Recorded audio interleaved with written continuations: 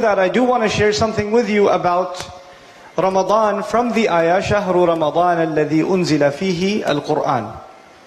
Allah Azza wa Jal talks about Ramadan only once.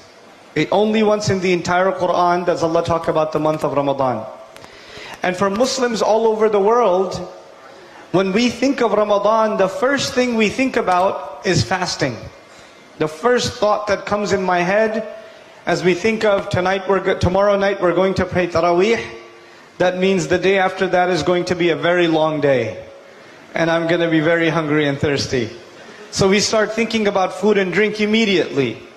But it's incredible that in the Quran, when Allah introduced us to the month of Ramadan, He did not introduce the month of Ramadan with fasting.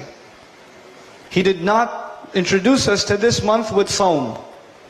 He said, شهر رمضان الذي أنزل فيه القرآن. The month of Ramadan is in fact the one in which the Quran was sent down. In other words, the first thing you and I have to think about when we think of Ramadan is the Quran. We Muslims, the ones who are knowledgeable and the ones who are not knowledgeable, the ulama and the common people among the Muslims, all of us know that Ramadan is a time to get closer to Allah. All of us know Ramadan is a time to make extra dua. All of us know Ramadan is a time to give up a lot of sins, to make istighfar, to go to the masjid more than usual. A lot of people who normally don't go to the masjid, they start coming to the masjid in the month of Ramadan. So even if you don't know a lot about Islam, you still know that this month you have to do a little extra for Allah. Every Muslim feels this. But it's incredible that in the Quran, Allah Azza wa Jal gave us the key on how to get close to Him in this month. And that key is the Quran itself. It is the book of Allah.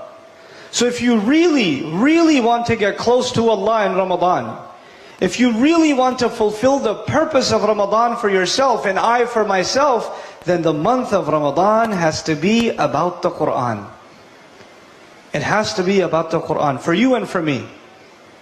And we have to treat it as though we've never had a relationship with the Quran before. You're starting all over again. You're starting all over again. You know, even though I'm not going to talk to you in detail about those ayat of Al-Baqarah, it's incredible that it's a Madani surah, which means the Muslims have been Muslim for a long time. The Sahaba have been Muslim for a long time.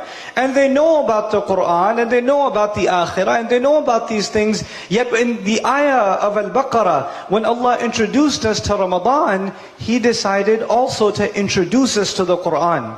Listen to me again. He did not just introduce us to Ramadan, He also introduced us to the Quran.